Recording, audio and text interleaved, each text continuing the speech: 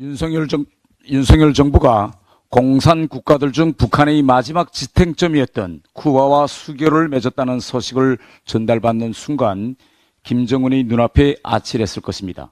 김정은은 집권 후 쿠바 대통령을 평양에 특별히 초청해 쿠바와의 관계에 특별히 품을 들여왔습니다. 그런데 북한에서 연중 가장 큰 축제로 세고 있는 김정일의 생일인 바로 오늘 2월 16일 소위 광명성절 직전에 쿠바 한 대 뒤통수를 맞은 격이 되었으니 굳이 설명하지 않아도 그 광경이 눈에 선합니다. 오늘 김정은이 김일성, 김정일이 시신이 있는 kumsan 태양궁전을 참배하면서 무엇이라고 말했을지가 궁금합니다. 외교관 출신인 저는 이번 수교 과정에서 보였던 윤석열 정부의 고도의 외교술과 김정일의 생일을 앞두고 수교 소식을 터뜨린 그 절묘한 타이밍에 대해서 높이 평가하고 싶습니다. 세월이 흘러 이번 수교 협상과 관련된 내부 외교 문서가 공개되면 더욱 명백해지겠지만 지금까지 공개된 자료들만 하나로 엮어봐도 이번 수교 과정은 하나의 첩보작전 드라마를 방불케 합니다. 정말 은밀하고 치밀했고 그리고 위대했습니다. 윤석열 정부는 집권하자마자 지난 2년 동안 쿠바와 지속적으로 물밑 작업을 진행해 왔다고 합니다. 지금으로부터 바로 2주 전인 지난 1월 31일 쿠바 측이 코로나 기간 비워놨던 평양 주재 쿠바 대사 자리에 신임 대사를 급파하여 신임장을 제정하고 평양 언론들이 북한의 반미 전선이 더욱 공고해진다고 여론전을 펼 때까지만 해도 한국과 쿠바가 수교 협상의 마지막 과정에 진입했을 줄은 그 누구도 꿈에도 상상할 수 없었습니다. 우리 통일부도 주북 쿠바 대사의 신임장 봉정에 대해 서방 외교관들과 코로나19로 철수했던 국제기구 직원들이 북한으로 들어가고 있지 못하지만 중국, 몽골, 쿠바 등 국가들은 북한에 입국을 하고 있다면서 북한이 외교관계 정상화 과정에서 반미 노선 국가들과 과거 사회주의 전통 우호국을 우선으로 외교관계를 복원하고 있다고 평가함으로써 누구도 전혀 눈치채지 못하게 하였습니다.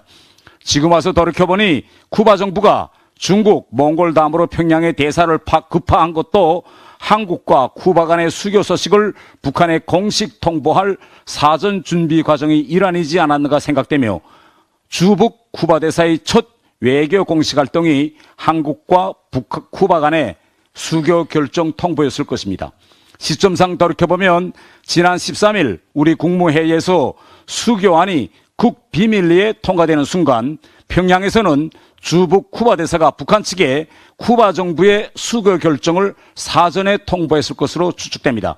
아마 북한 지도부가 발칵 뒤집혀졌을 것이고 김정은이 이게 무슨 소리냐고 화들짝 놀랐을 것입니다. 어제 김여정이 한국과 쿠바의 수교에 대한 맞불 작전으로 기시다 일본 총리의 평양 초청 카드를 급히 던졌지만 누가 봐도 한국과 쿠바의 수교 소식이 몰고 올 파장을 돕는 데는 역부족입니다. 오늘 김정은이 김정일의 생일을 어떻게 보내는지 지켜봐야 하겠지만 아마 러시아에 무기를 팔아 벌어들인 외화로 구입한 외국산 고급 술과 러시아산 캐비어 등이 한국과 쿠바의 수교 소식 때문에 목구멍으로 넘어가지 못할 겁니다. 윤석열 정부가 이뤄낸 대한민국과 쿠바 간의 수교는 노태우 정부 시기 실현한 한국과 중국, 한국과 소련 수교의 버금가는 역사적 사변으로 역사에 기록될 것입니다. 원내부대표 정경희 의원입니다. 더불어민주당이 국민들은 산식을 알 필요가 없다며 밀어붙인 준연동형 비례제 하에서 위성정당을 창당하겠다더니 이를 추진하기 위한 선거연합에 창원 간첩단 사건 연루단체를 포함시킨 충격적인 사실이 밝혀졌습니다.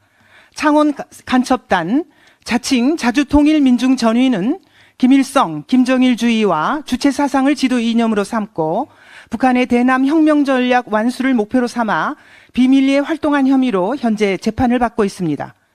자유민주연구원이 2021년에서 2022년 사이 북한의 지령문과 간첩단의 대북 보고문을 분석한 결과 창원 간첩단의 지역 하부망과 새끼 조직이 전국에 걸쳐 무려 68개나 된다는 사실이 확인된 바 있습니다. 북한이 이 간첩단에 내려보낸 지령문에는 각지의 농민회들을 발동하여 농민들의 요구와 이해관계를 반영한 생존권 사수투쟁과 함께 윤석열 패거리들의 매국 배족 행위를 폭로 규탄하는 반보수투쟁을 지역별 특성에 맞게 방법 있게 조직 전개하여 광범위한 농민들을 의식화하고 전농의 사회적 영향력을 부단히 높여나가라. 충남도연맹 지도부를 확고히 장악한 데 기초하여 당진, 천안, 보령 농민회로 역량을 확산시켜 나가라.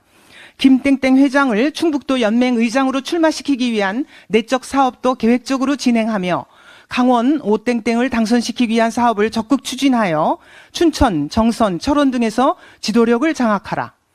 대북 적대정책 철회, 전쟁 반대, 평화협정 체결, 미군 철수, 국보법 철폐와 같은 반미, 반보수 투쟁에도 적극 참가시켜 농민들을 계몽 각성시키도록 하여야 한다는 등 북한의 구체적인 지시가 들어 있습니다. 이러한 북한의 지령문을 받은 뒤 창원 간첩단이 보낸 대북 보고문에는 총회장님, 여기서 총회장님은 북한의 김정은을 지칭하는 것입니다.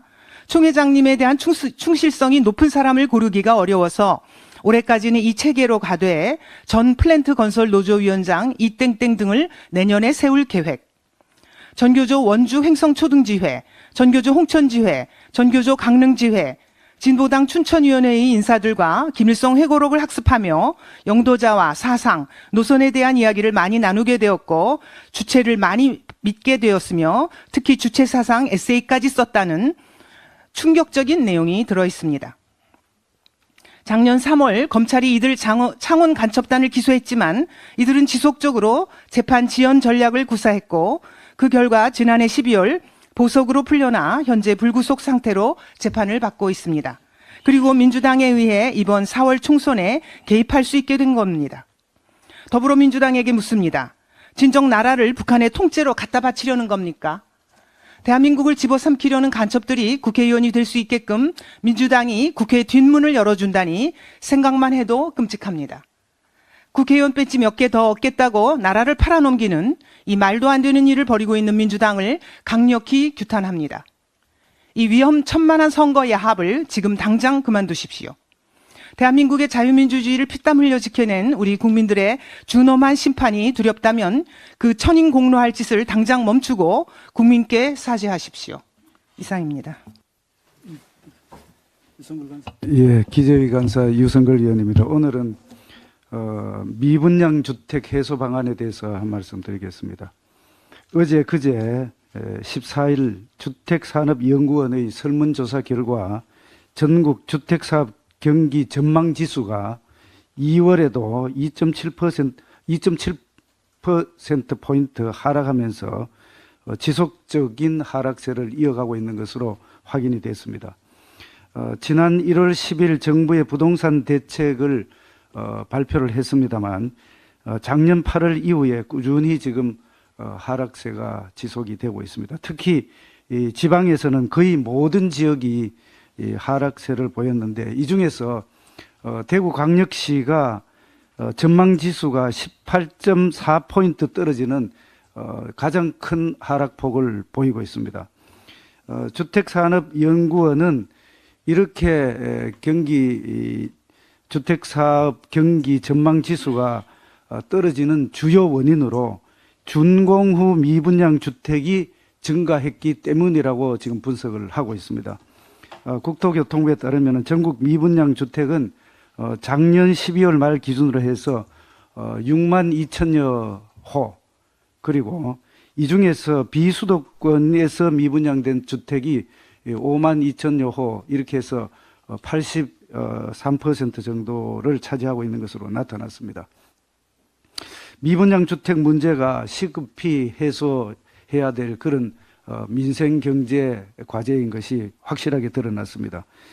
저는 그래서 지난 2월 2일 본의원이 기존의 1주택자도 법 시행 1년 이내에 비수도권 지역의 준공후 미분양 주택을 취득하는 경우에는 1세대 1주택으로 간주할 수 있는 조세특례 제한법 일부 개정 법률안을 대표 발의한 바가 있습니다.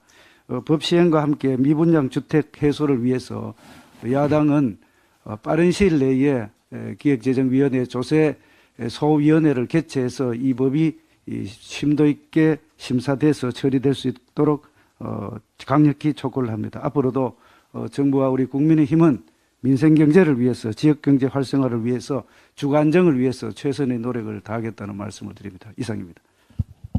송석준 의원님.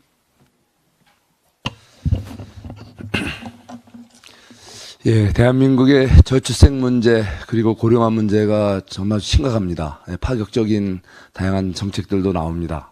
하지만 보다 저는 근본적인 문제는 바로 미래를 책임질 바로 우리 청년들의 문제에 우리 사회가 관심을 갖고 집중해야 이런 우리 사회의 저출생 문제라든가 고령화 문제 근본적인 해법이 나올 수 있다고 저는 생각을 합니다.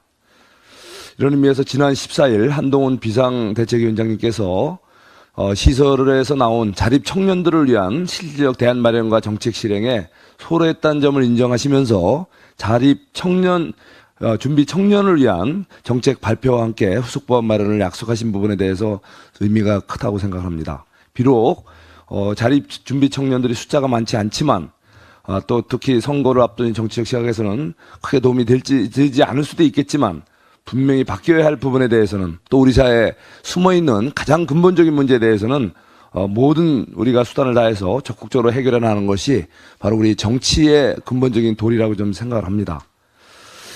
보다 이제 근본적으로는 자립준비 청년뿐만 아니라 바로 대한민국 모든 청년들이 우리 사회의 주역이 될 수 있도록 우리 당이 책임과 역할을 특히 다하겠다는 그 각오도 또 새로이 한다는 말씀을 드립니다. 기회 사다리가 끊어진 지금의 대한민국의 현실에 지난 문재인 정권의 연이은 부동산 정책 실패와 일자리 정책 실패에 책임도 있지만 우리 정치권도 해법을 찾는데 소홀했던 점에 대해서는 솔직히 시인을 합니다. 불확실한 미래와 경제적 어려움으로 고통받는 청년들을 위해 우리 모두가 역량을 집중해야 될 때라고 생각을 합니다. 내 집 마련, 일자리, 결혼과 육아마저 사치가 되는 참혹한 현실과 마주해야 하는 청년들을 위한 지원 정책이 절실히 필요합니다. 합계 출산율 0.72명이라는 절체절명의 의기에 근본적인 해법이 청년들에게 희망을 주는 것이 아닌가 싶습니다. 국민의힘이 이 땅의 청년들에게 무너진 희망의 사다리를 재건하는 데 앞장설 것입니다. 눈앞에 이게만 급급하는 정략적인 자세가 아니라 대한민국의 희망과 미래를 위한 힘찬 전진을 해나가겠습니다. 함께 가면 길이 됩니다. 청년들과 함께 우리 모두의 미래의 길에 국민의힘이 함께할 것입니다. 이상입니다.